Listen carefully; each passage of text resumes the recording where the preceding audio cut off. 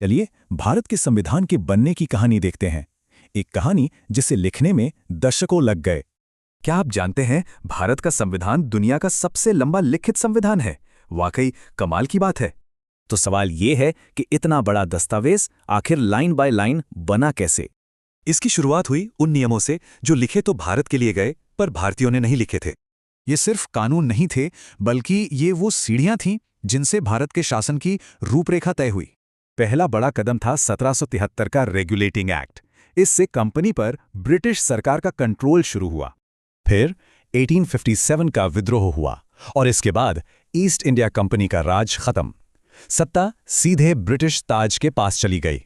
इसके बाद धीरे धीरे ही सही, कानून बनाने की प्रक्रिया में भारतीय आवाजों को भी जगह मिलने लगी। जैसे 1909 में मॉर्ले मिंटो सुधारों ने पृथक निर्वाचन की शुरुआत की। ये एक बड़ा बदलाव था।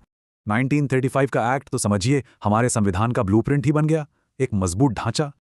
और फिर आखिरकार वो समय आया जब भारत अपनी कहानी, अपनी किस्मत खुद लिखने वाला था। साल था 1946 और इस बड़े काम के लिए बनाई गई संविधान सभा।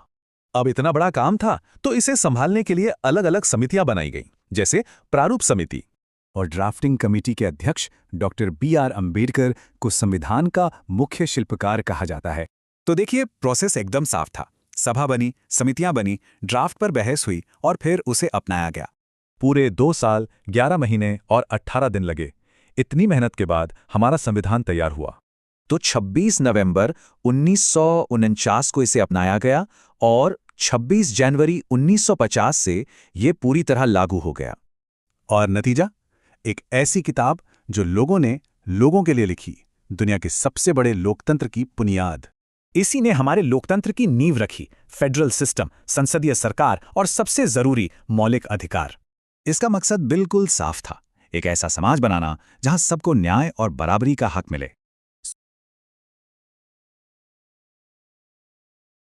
चलिए आज समझते हैं भारतीय संविधान की प्रस्तावना को, जो इसकी नींव है। इसे संविधान की आत्मा या दर्पण भी कहते हैं। जानते हैं क्यों? क्योंकि ये हमारे देश के लक्ष्य और आदर्श दिखाता है। सिर्फ एक वाक्य और इसमें पूरे भारत की रूपरेखा है। चलिए इसके हर शब्द को तोड़कर समझते हैं। इसका मतलब साफ है, असली ताकत जनता के हाथ में है और यही तो लोकतंत्र की सबसे बड़ी पहचान है। यानी भारत अपने फैसले लेने के लिए पूरी तरह से आजाद है, चाहे वो देश के अंदर के हों या बाहर के। इसका मकसद है आर्थिक बराबरी और सामाजिक न्याय, मतलब गरीबी और असमानता को खत्म करने की कोशिश। मतलब राज्य का अपना कोई धर्म नहीं होगा, सभी धर्मों का बराबर सम्मान किया जाएगा। इसमें जनता ही अपनी सरकार चुनती है और सरकार सीधे तौर पर जनता के प्रति ही जवाबदेह होती है। यानी देश का सबसे बड़ा पद किसी राजा रानी की तरह खानदानी नहीं है, वो चुनाव से तय होता है। तो ये तो हुई देश की परिभाषा। अब बात करते हैं उन आदर्शों की जो ये प्रस्तावना अपने नागरिकों को देती है। प्रस्तावना 3 तरह के न्याय की बात करती है, सामाजिक, आर्थिक और राजनीतिक, हर नागरिक के लिए। सोचने, बोलने, किसी भी धर्म को मानने और पूजा करने की पूरी आज़ादी, ये हर नागरिक का अधिकार है। इसका मतलब है कानून की नज़र में सब बराबर हैं, किसी के साथ कोई भेदभाव नहीं, सबको बराबर मौके। इसका सीधा सा मतलब है भाईचारा, एक ऐसी भावना जो हम सब को एक साथ जोड़कर रखती है। पर सवाल ये है कि इन भारी भरकम शब्दों का असल में क्या काम है, इसका प्रैक्टिकल यूज क्या है? तो देखिए, ये सरकार के लिए एक गाइड की तरह है, संविधान को समझने में मदद करती है और हमारे अधिकार भी बचाती है। तो कुल मिलाकर प्रस्तावना सिर्फ एक शुरुआत नहीं है, ये एक ऐसा दस्तावेज है जो आज भी उतना ही अहम है।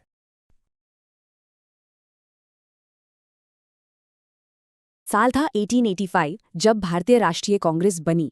पर सवाल ये है कि आखिर ऐसा हुआ क्यों? तो ऐसा क्या हो रहा था कि कितने बड़े राजनीतिक संगठन की जरूरत आन पड़ी? चलिए समझते हैं। बात है 19th सेंचुरी के आखिर की। उस वक्त ना पूरे भारत में एक पॉलिटिकल अवेकनिंग हो रही थी। सबसे बड़ी वजह तो थी अंग्रेजों की नीतियां। वो भारत को आर्थिक रूप से निचोड़ रही थीं। और दूसरी तरफ वेस्टर्न एजुकेशन और सोशल रिफॉर्म्स की वजह से भारतीयों में एक नई चेतना जाग रही थी। बस इसी माहौल में भारतीय लीडर्स और A.O. ह्यूम ने मिलकर एक नेशनल प्लेटफॉर्म बनाने का फैसला किया। और वो दिन आया 28 दिसंबर 1885 जब बॉम्बे में कांग्रेस की नींव रखी गई। इसके पहले ही सेशन में पूरे भारत से 72 लोग शामिल हुए थे। पूरे 72। और इसके पहले अध्यक्ष वो थे व्योमेश चंद्र बनर्जी। ये बहुत बड़ी बात थी। पहली बार भारतीयों को अपनी आवाज उठाने के लिए एक नेशनल प्लेटफॉर्म मिला था। तो ये सिर्फ एक पार्टी का बनना नहीं था, ये इंडियन हिस्ट्री का एक असली टर्निंग पॉइंट था। तो भारतीय नागरिक होने का मतलब क्या है? चलिए देखते हैं हमारा संविधान इस बारे में क्या कहता है। सबसे पहले ये नागरिक होता कौन है, इसका असली मतलब क्या है? संविधान के हिसाब से नागरिक देश का कानूनी सदस्य होता है, जिसके पास कुछ अधिकार और कुछ कर्तव्य होते हैं। तो ये सारे नियम कानून कहाँ लिखे हैं? चलिए संवैधानिक प्रावधानों पर एक नजर डालते हैं। हमारे संविधान के भाग 2 में आर्टिकल्स 5 से 11 तक नागरिकता के बारे में बताया गया है। आर्टिकल 5 के तहत जब संविधान लागू हुआ, जो लोग भारत में थे उन्हें नागरिकता मिली। आर्टिकल 9 साफ कहता है, अगर कोई दूसरे देश की नागरिकता लेता है तो उसकी भारतीय नागरिकता खत्म हो जाती है। और आर्टिकल 11 संसद को ये शक्ति देता है कि वो नागरिकता से जुड़े कानून बना सकती है। तो सवाल ये है कि आज के समय में भारत की नागरिकता कैसे मिल सकती है? इसके 5 तरीके हैं: जन्म से, वंश से, रजिस्ट्रेशन से, नेचुरलाइजेशन से या फिर किसी नए इलाके के भारत में शामिल होने से। लेकिन नागरिक होना सिर्फ एक कानूनी दर्जे की बात नहीं है, इसका मतलब और भी बहुत कुछ है। ये असल में अधिकारों और कर्तव्यों के बीच का एक संतुलन है, एक बैलेंस। एक तरफ वोट देने जैसे अधिकार मिलते हैं तो दूसरी तरफ संविधान का पालन करने जैसे कर्तव्य भी हैं। सही मायनों में अधिकार और कर्तव्य दोनों मिलकर ही नागरिकता को पूरा बनाते हैं। तो चलिए समझते हैं उन विचारों को जो भारतीय स्वतंत्रता आंदोलन की असली ताकत थे। ये सिर्फ एक राजनीतिक आजादी की लड़ाई नहीं थी, बल्कि एक बहुत बड़ा वैचारिक आंदोलन भी था। तो आइए इस आंदोलन की नींव रखने वाले सिद्धांतों को एक एक करके पढ़ते और समझते हैं। सबसे पहली और अहम बात थी राष्ट्रवाद, मतलब अलग अलग धर्म भाषा के लोग भी एक राष्ट्र हैं। फिर आता है अहिंसा का सिद्धांत, यानी शांति से विरोध करना, जो गांधी जी का रास्ता था। और एक बहुत जरूरी सिद्धांत था धर्मनिरपेक्षता, मतलब सभी धर्मों का बराबर सम्मान, तभी तो सब साथ आए। और हाँ, स्वदेशी, मतलब विदेशी सामान का बहिष्कार करके देश को आत्मनिर्भर बनाना, ये आर्थिक आजादी थी। तो इन मूल सिद्धांतों को अलग अलग तरीकों से समझा गया, जिससे नई विचारधाराएं बनी। देखिए, मंजिल तो एक थी, आजादी, लेकिन उस तक पहुंचने के रास्ते कितने अलग अलग थे। तो सवाल ये है कि इन विचारों की नींव इतनी जरूरी क्यों थी? इसके 3 बड़े असर हुए। पहला, इसने आंदोलन को एक सही दिशा दी। दूसरा, लोगों का जबरदस्त समर्थन मिला। और तीसरा, ये दुनिया के लिए एक मिसाल बना। तो बात साफ है, ये सिर्फ आजादी की लड़ाई का दर्शन नहीं था, ये भविष्य के भारत का ब्लूप्रिंट था। असल में ये एक नैतिक और सामाजिक जागरण था, जिसके सिद्धांत आज भी हमारे समाज और राजनीति को रास्ता दिखाते हैं। 1858 में एक ऐसी घोषणा हुई जिसने भारत का भविष्य ही बदल दिया। चलिए इसे समझते हैं। तो सवाल ये है, 1857 के विद्रोह के बाद आखिर हुआ क्या? 1857 के गदर ने अंग्रेजी हुकूमत की जड़ें हिला दी थीं। अब उन्हें कंट्रोल वापस चाहिए था।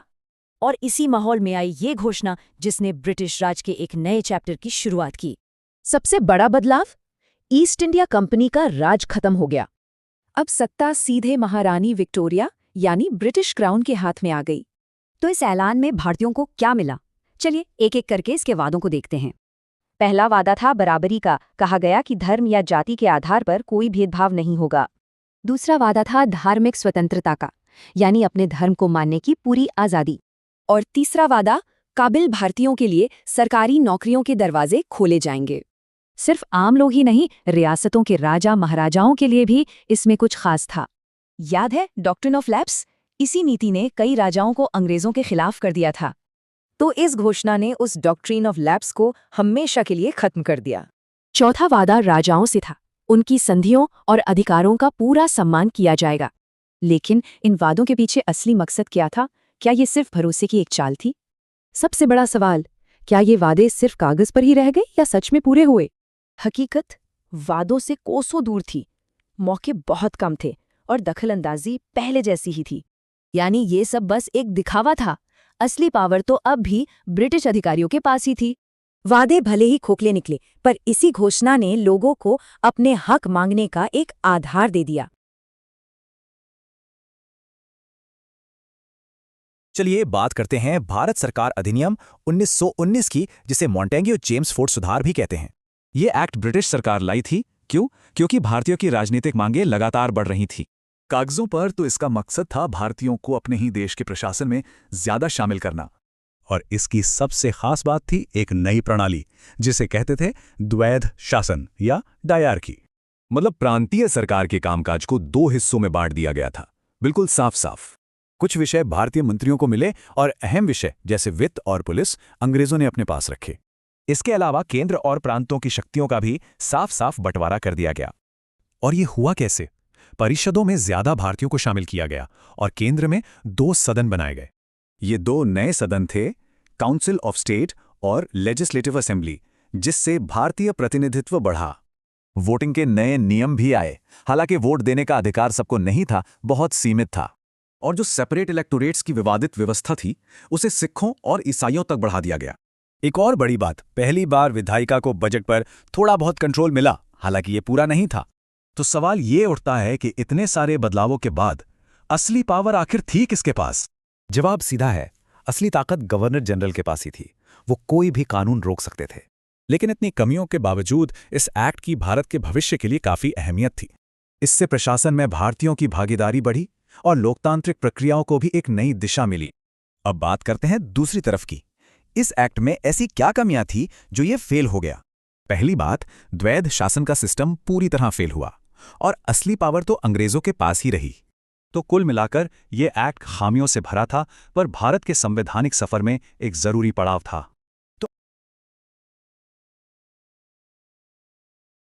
चलिए भारत के संवैधानिक इतिहास के एक बहुत अहम मोड़ को समझते हैं, द इंडियन काउंसिल्स एक्ट 1861।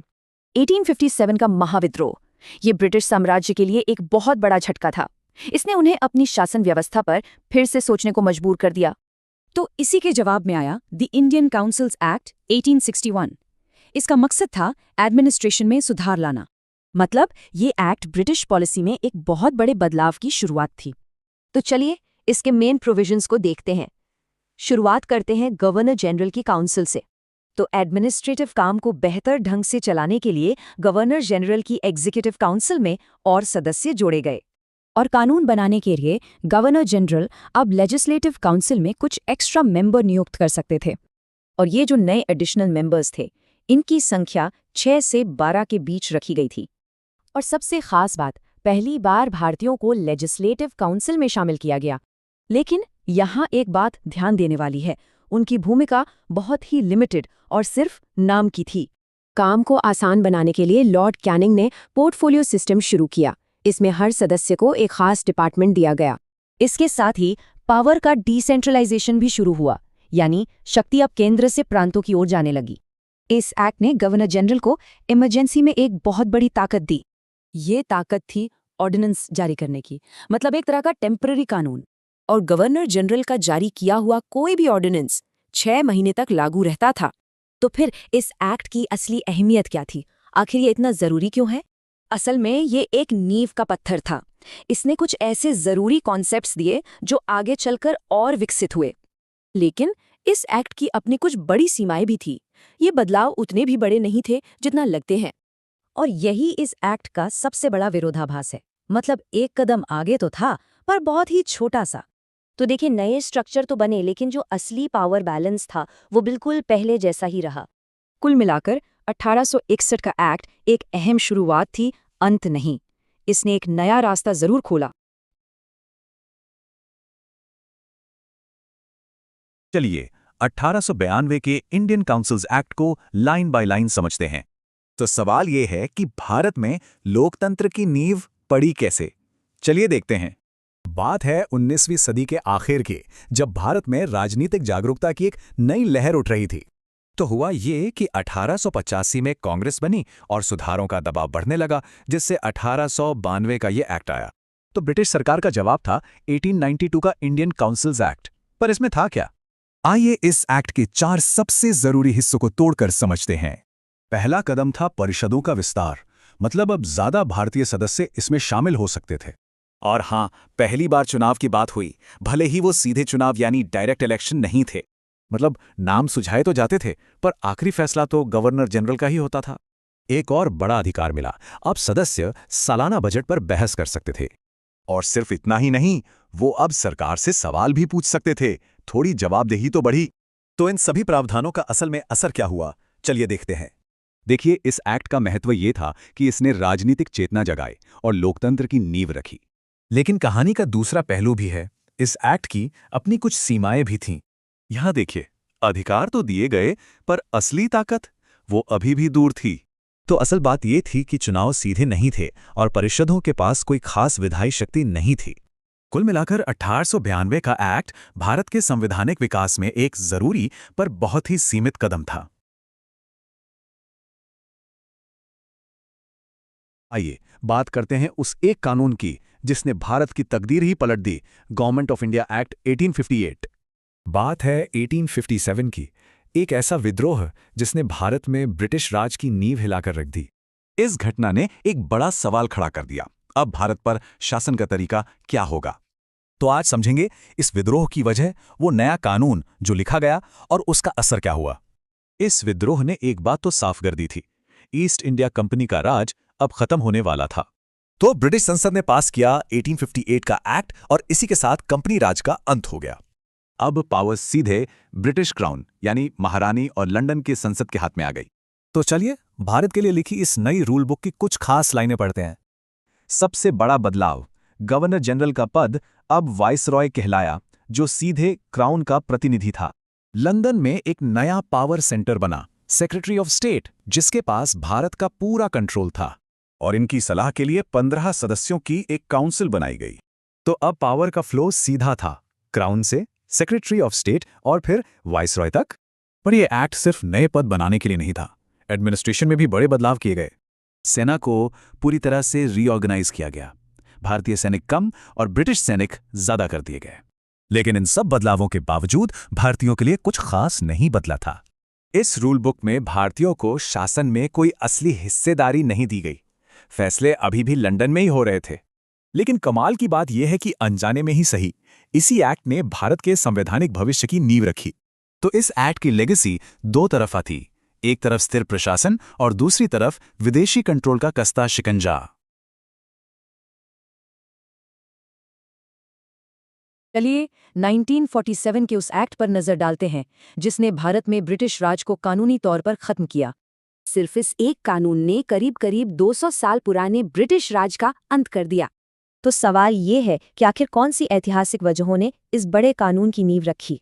दूसरे विश्व युद्ध के बाद कमजोर हो चुके ब्रिटेन के सामने एक बहुत मजबूत भारतीय आज़ादी का आंदोलन था।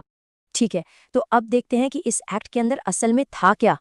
इसका सबसे बड़ा और अहम प्रावधान था ब्रिटिश इंडिया का 2 नए देशों में बंटवारा। इसने भारत और पाकिस्तान को 2 इंडिपेंडेंट डोमिनियन बना दिया, मतलब उन्हें अपना संविधान बनाने का पूरा हक था। इस एक्ट ने ऑफिशियली भारत पर ब्रिटिश क्राउन के राज को हमेशा के लिए खत्म कर दिया। दोनों नए देशों में सरकार चलाने के लिए एक गवर्नर जनरल भी नियुक्त किया गया। लेकिन एक बड़ा सवाल अब भी बाकी था, उन सैकड़ों रियासतों का क्या होगा। एक्ट ने इन रियासतों को 3 ऑप्शन दिए, या तो भारत में शामिल हों, या पाकिस्तान में, या फिर आज़ाद रहें। और सबसे जरूरी बात, इस एक्ट ने रियासतों और अंग्रेजों के बीच हुई सारी पुरानी संधियां खत्म कर दी। अब जो बात वाकई में बहुत दिलचस्प है वो है इस ऐतिहासिक एक्ट की दोहरी विरासत। इसकी सबसे बड़ी कामयाबी तो आज़ादी मिलना ही थी, जिसने एक लोकतंत्र की नींव रखी, और इसी के साथ दुनिया के नक्शे पर 2 नए आज़ाद मुल्कों का जन्म हुआ। लेकिन इस बड़े बदलाव की अपनी कुछ गंभीर चुनौतियां और सीमाएं भी थीं। इनमें सबसे बड़ी थी बंटवारे की त्रासदी, जिसने बहुत बड़े पैमाने पर हिंसा और विस्थापन को जन्म दिया। इसे बहुत जल्दबाजी में लागू किया गया और रियासतों के पेचीदा मसले ने आगे चलकर कई मुश्किलें पैदा की। तो बात यह है कि इतिहास में इस एक्ट की जगह काफ़ी मिलीजुली और जटिल है। ये आज़ादी की लड़ाई का एक निर्णायक नतीजा तो था, पर यह बंटवारे के दर्द से भी जुड़ा हुआ था। और ये हमें दुनिया के इतिहास के इस अहम मोड़ पर एक बहुत गहरे सवाल के साथ छोड़ जाता है।